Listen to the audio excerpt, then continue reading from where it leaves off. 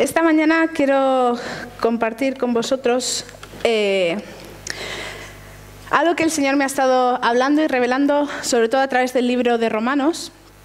Entonces, por una parte, vamos a estar viendo y analizando mucho estos textos, y como no quiero ni añadir ni quitar nada a lo que ya está escrito, pues voy a estar leyendo lo que es el pasaje de Romanos. Entonces, para que podamos seguir juntos las lecturas, los he proyectado aquí, entonces los iré leyendo y así lo leemos juntos. Para empezar, en esta mañana quiero hablaros de hay dos pueblos judíos. El judío natural, de la naturaleza humana, y el espiritual. Para comenzar, quisiera empezar leyendo desde el capítulo 2 de Romanos, cuando dice: lo exterior no hace a nadie judío, ni consiste la circuncisión en una señal en el cuerpo. El verdadero judío lo es interiormente, y la circuncisión es la del corazón, la que realiza el espíritu, no el mandamiento escrito. Al que es judío así, lo alaba Dios y no la gente. Entonces, ¿qué se gana con ser judío? ¿O qué valor tiene la circuncisión? Y Pablo contesta: mucho, desde cualquier punto de vista. En primer lugar, a los judíos se les confiaron las palabras mismas de Dios. Pero entonces, si a algunos les faltó la fe, ¿acaso su falta de fe anula la fidelidad de Dios? De ninguna manera. ¿A qué conclusión llegamos? ¿Acaso los judíos son mejores? De ninguna manera. Ya hemos demostrado que tanto los judíos como los gentiles están bajo el pecado. Así está escrito: no hay un solo justo, ni siquiera uno. No hay nadie que entienda, nadie que busque a Dios. Todos se han descarriado, a una se han corrompido. No hay nadie que haga lo bueno, no hay uno solo. Ahora bien, sabemos que todo lo que le dice la ley, lo dice a quienes están sujetos a ella, para que todo el mundo se calle y quede convicto delante de Dios. Por lo tanto, nadie será justificado en presencia de Dios por hacer las obras que exige la ley. Más bien, mediante la ley cobramos conciencia del pecado. Pero ahora, si la mediación de la ley se ha manifestado, la justicia de Dios, de la que dan testimonio la ley y los profetas. Esta justicia de Dios llega mediante la fe en Jesucristo, a todos los que creen. De hecho, no hay distinción, pues todos han pecado y están privados de la gloria de Dios. Pero por su gracia son justificados gratuitamente mediante la redención que Cristo Jesús efectuó. Dios lo ofreció como un sacrificio de expiación que se recibe por la fe en su sangre, para demostrar así su justicia. Anteriormente, en su paciencia, Dios había pasado por alto los pecados, pero en el tiempo presente ha ofrecido a Jesucristo para manifestar su justicia. De este modo, Dios es justo y a la vez el que justifica a los que tienen fe en Jesús. Pero ahora, si la mediación de la ley se ha manifestado la justicia de Dios, de la que dan testimonio la ley y los profetas, esta justicia de Dios llega mediante la fe en Jesucristo a todos los que creen. De hecho, no hay distinción, pues todos han pecado y están privados de la gloria de Dios. Pero por su gracia son justificados gratuitamente mediante la redención en Cristo Jesús efectuó. Entonces, ¿qué diremos en el caso de nuestro antepasado Abraham? En realidad, si Abraham hubiera sido justificado por las obras, habría tenido de qué jactarse, pero no delante de Dios. Pues, ¿qué dice la Escritura? Le creyó Abraham a Dios y esto se lo tomó en cuenta como justicia. Así fue con Abraham. Creyó a Dios y esto se le tomó en cuenta como justicia. Por lo tanto, sabed que los descendientes de Abraham son aquellos que viven por la fe. En efecto, la Escritura, habiendo previsto que Dios justificaría por la fe a las naciones, anunció de antemano el Evangelio a Abraham: por medio de ti serán bendecidas todas las naciones. Así que los que viven por la fe son bendecidos junto con Abraham, el hombre de la fe. Así sucedió para que, por medio de Cristo Jesús, la bendición prometida a Abraham llegara a las naciones y para que por la fe recibiéramos el Espíritu según la promesa. Todos vosotros sois hijos de Dios mediante la fe en Cristo Jesús, porque todos los que habéis sido bautizados en Cristo os habéis revestido de Cristo. Ya no hay judío ni griego, esclavo ni libre, hombre ni mujer, sino que todos sois uno solo en Cristo Jesús. Y si pertenecéis a Cristo, sois la descendencia de Abraham y herederos según la promesa. Dichosos aquellos a quienes se le perdonan las transgresiones y se le cubren los pecados. Dichoso aquel cuyo pecado el Señor no tomará en cuenta. ¿Acaso se ha reservado esta dicha solo para los que están circuncidados? ¿Acaso no es también para los gentiles? Hemos dicho que a Abraham se le tomó en cuenta la fe como justicia. ¿Bajo qué circunstancias sucedió esto? ¿Fue antes o después de ser circuncidado? Antes y no después. Es más, cuando todavía no estaba circuncidado, recibió la señal de la circuncisión como sello de la justicia que se le había tomado en cuenta por la fe. Por tanto, Abraham es padre de todos los que creen, aunque no hayan sido circuncidados, y a estos se les toma en cuenta su fe como justicia. Y también es padre de aquellos que, además de haber sido circuncidados, siguen las huellas de nuestro padre Abraham, quien creyó cuando todavía era incircunciso. Quisiera tomar ahora un tiempo para reflexionar en todo esto que hemos leído. Primeramente está hablando que está el judío por naturaleza humana, pero Pablo, en las cartas tanto a Romanos como a Gálatas, está hablando de otro tipo de judío. ¿Quién es este judío? Es el espiritual. Lo que quiere transmitir Pablo es que el pueblo escogido, el pueblo de Israel, de Dios, está formado tanto por judíos de naturaleza, pero por gentiles. ¿Por qué dice esto? Vuelve a la promesa de Abraham. Los judíos, por naturaleza humana, toman que esa promesa se les fue hecha a ellos por descendencia y Abraham es su padre. Ahora bien, aquí Pablo está planteando que cuando Dios hizo esta promesa a Abraham de la descendencia de Abraham, todavía ni siquiera él había sido circuncidado. La promesa se hizo antes. Y de ese mismo modo, Dios ya tuvo en su plan original la figura del judío espiritual. Así que conclusión de este primer apartado. Dios hizo a Abraham la promesa antes de ser circuncidado.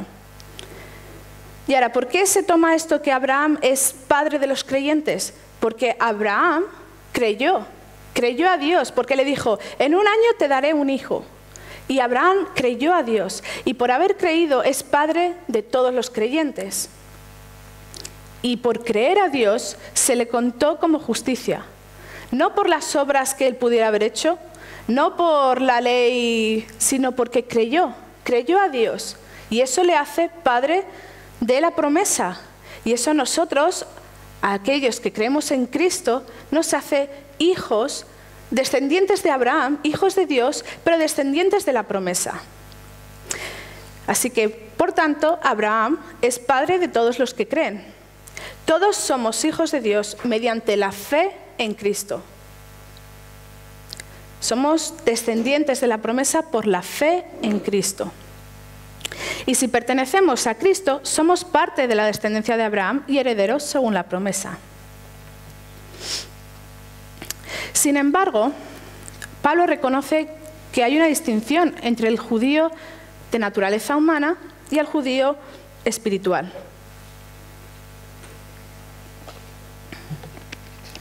Continuamos leyendo en Romanos 9. Dice, digo la verdad en Cristo, no miento. Mi conciencia me lo confirma en el Espíritu Santo. Me invade una gran tristeza y me embarga un continuo dolor. Desearía yo mismo ser maldecido y separado de Cristo por el bien de mis hermanos, los de mi propia raza, el pueblo de Israel. De ellos son la adopción como hijos, la gloria divina, los pactos, la ley y el privilegio de adorar a Dios y contar con sus promesas. De ellos son los patriarcas, y de ellos, según la naturaleza humana, nació Cristo, quien es Dios sobre todas las cosas. Alabado sea por siempre. Amén. Ahora bien, no digamos que la palabra de Dios ha fracasado. Lo que sucede es que no todos los que descienden de Israel son Israel. Tampoco, por ser descendientes de Abraham, son todos hijos suyos. Al contrario, tu descendencia se establecerá por medio de Isaac. En otras palabras, los hijos de Dios no son los descendientes naturales. Más bien se considera descendencia de Abraham a los hijos de la promesa. Y la promesa es esta: dentro de un año vendré y para entonces Sara tendrá un hijo. También sucedió que los hijos de Rebeca tuvieron un mismo padre, que fue nuestro antepasado Isaac. Sin embargo, antes de que los mellizos nacieran o hicieran algo bueno o malo, y para confirmar el propósito de la elección divina, no en base a las obras sino al llamamiento de Dios, se le dijo a ella: el mayor servirá al menor. Y así está escrito: amé a Jacob, pero aborrecí a Esaú. ¿Qué concluiremos? ¿Acaso Dios es injusto? De ninguna manera. Es un hecho que a Moisés le dice: tendré clemencia de quien yo quiera tenerla y seré compasivo con quien yo quiera serlo. Por lo tanto, la elección no depende del deseo ni del esfuerzo humano, sino de la misericordia de Dios. Porque la Escritura le dice al faraón: te he levantado precisamente para mostrar en ti mi poder y para que mi nombre sea proclamado por toda la tierra. Así que Dios tiene misericordia de quien Él quiere tenerla y endurece a quien Él quiere endurecer. Pero tú me dirás, entonces, ¿por qué todavía nos echa la culpa a Dios? ¿Quién puede oponerse a su voluntad? Respondo: ¿quién eres tú para pedirle cuentas a Dios? ¿Acaso le dirá la olla de barro al que le modeló: ¿por qué me hiciste así? ¿No tiene derecho el alfarero de hacer del mismo barro unas vasijas para unos usos especiales y otras para fines ordinarios? Y si Dios, queriendo mostrar su ira y dar a conocer su poder, soportó con mucha paciencia a los que eran objetos de su castigo y estaban destinados a la destrucción, ¿qué si lo hizo para dar a conocer sus gloriosas riquezas a los que eran objetos de su misericordia y a quienes de antemano preparó para esta gloria? Estos somos nosotros, a quienes Dios llamó, no solo de entre los judíos, sino también de entre los gentiles. Pablo empieza en el capítulo 9 diciendo que le abate una gran tristeza. Él, siendo judío, ve que su mismo pueblo no reconoce a Cristo. Pero Pablo también se niega a pensar que es porque el plan de Dios haya fallado, que es porque la promesa de Dios haya fallado. Entonces, ¿qué nos dice Pablo? Si es que no ha fallado, quiere decir lo siguiente: que ¿y a mí qué si Dios ha decidido del mismo barro hacer unos vasos para una cosa, para un uso, y otros para otros? ¿Y a mí qué? La promesa no iba dirigida exclusivamente al pueblo de Israel, según la carne, sino al pueblo de Israel, según el Espíritu. El pueblo espiritual de Dios está formado por judíos y gentiles. Y como decía antes también Pablo, dice: no todos los del pueblo de Israel son Israel, y no todos los descendientes de Abraham son hijos de la promesa. Porque Abraham también tuvo 2 hijos, y solamente la promesa viene a raíz de Isaac. Entonces, algo que reflexionaba en esto, y es: ni los judíos pueden sacar a los gentiles de la ecuación, ni los gentiles pueden sacar a los judíos de la ecuación. En Juan 8, 39 y 40 dice, la salvación vendrá de los judíos. Y aunque en estos pasajes que estábamos leyendo, Pablo una y otra vez les denuncia a su pueblo, decir, pero vosotros pudiendo tener, me entristece que no reconozcáis a Cristo. Aún así, no podemos olvidar que la salvación viene de los judíos, porque Cristo mismo nació de ellos. Sin embargo, tampoco los gentiles pueden eliminar a los judíos de la ecuación. Con esto quiero concluir que la promesa de Dios no ha fallado. Dios llamó no solo de entre los judíos, sino también de entre los gentiles. Pablo reconoce que de ellos son los patriarcas y de ellos, según la naturaleza humana, nació Cristo. La elección no depende del deseo ni del esfuerzo humano, sino de la misericordia de Dios. Y con esto también quiero tomar un inciso, o hacer un inciso, para decir que cuando oremos, intercedamos por otros, solo Dios sabe, conoce los corazones. Y lo único que quizá esté en nuestra mano es clamar para que Dios tenga misericordia de esa persona. Para mí esto lo animo porque ha sido alentador y ha dirigido mi forma de orar por otras personas para que conozcan a Cristo. Simplemente clama por misericordia, porque no hay nada en nuestra mano que podamos hacer. No es por obra, sino por fe. Entonces, clamar y decir, Señor, ten misericordia de esta persona. Que sea una dirección a la hora de interceder. Y continúo con el último apartado de esta conclusión, que dice, pregúntate, ¿quién soy yo para pedirle cuentas a Dios?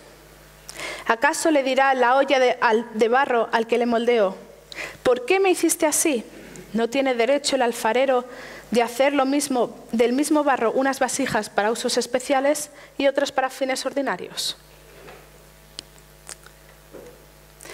Así que, como venía diciendo, ni los judíos pueden sacar a los gentiles de la ecuación, ni los gentiles sacar a los judíos de la ecuación.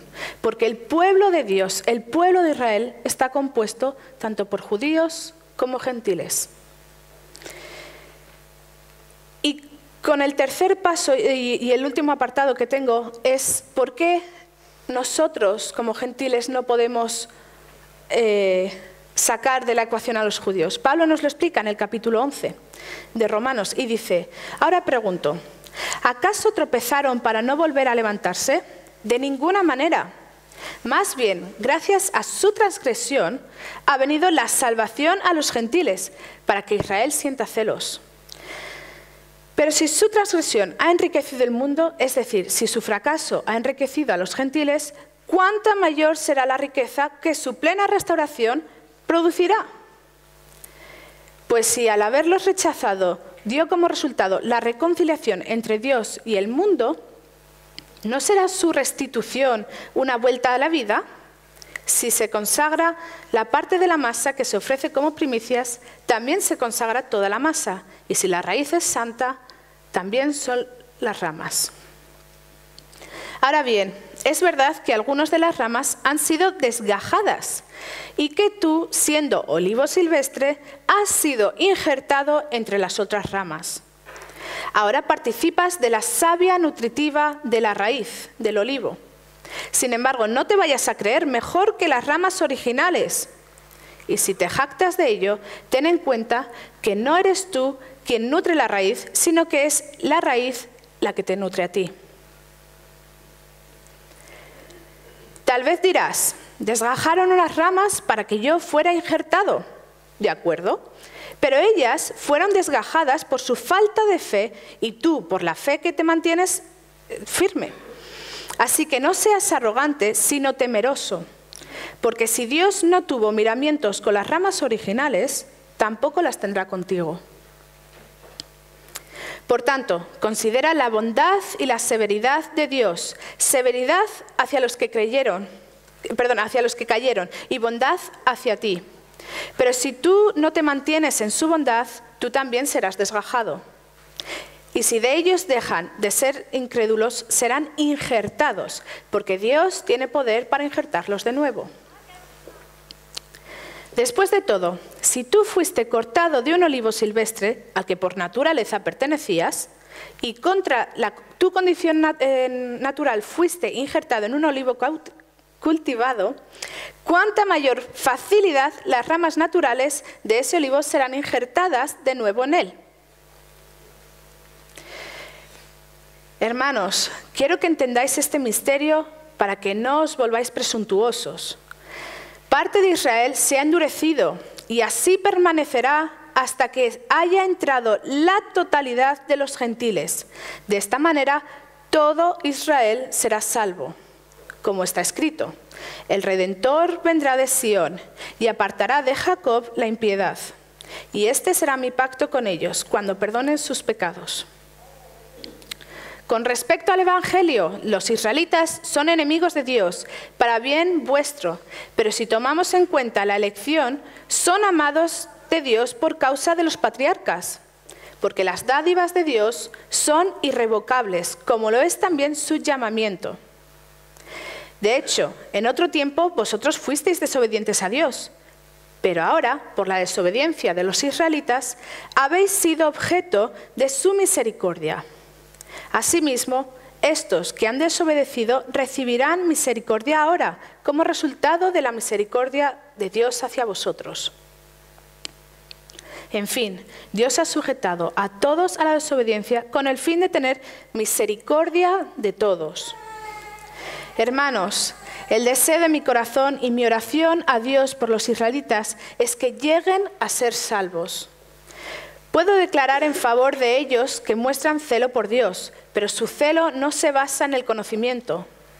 No conociendo la justicia que proviene de Dios y procurando establecer la suya propia, no se sometieron a la justicia de Dios. De hecho, Cristo es el fin de la ley, para que todo el que cree reciba la justicia.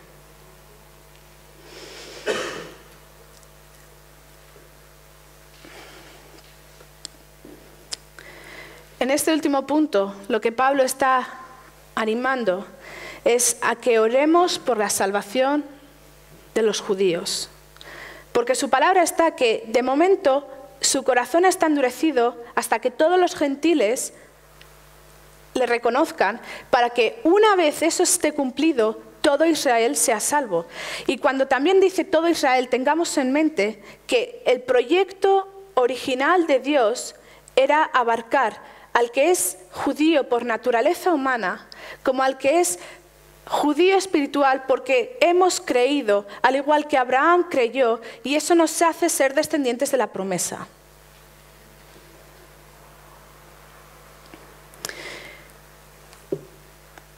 Como conclusión del mensaje de esta mañana, lo que quiero decir es que demos gracias a Dios porque hemos sido ramas injertadas. Demos gracias a Dios porque ese era su plan original. No es que fuéramos un segundo plato diciendo, uy, mi plan original era con el pueblo de Israel, pero me han fallado, bueno, pues ahora acepto a los judíos. No, porque a Abraham se le hizo la promesa antes de ser circuncidado. Entonces, demos gracias a Dios por su misericordia, porque es por fe y no por obras, porque es en su elección que nos hace ser hijos e hijas de Dios. La promesa no ha fallado. Y mi oración y mi clamor es que el pueblo de Israel sea salvo, que oremos por ellos. Porque esa es la promesa y, como he dicho, esto es lo que Dios me ha revelado leyendo la Biblia. No he querido añadir ni quitar nada. Simplemente he cogido Romanos y he estado leyendo y el Señor esto es lo que me ha hablado. Y quería compartirlo con vosotros. Que el Señor os bendiga.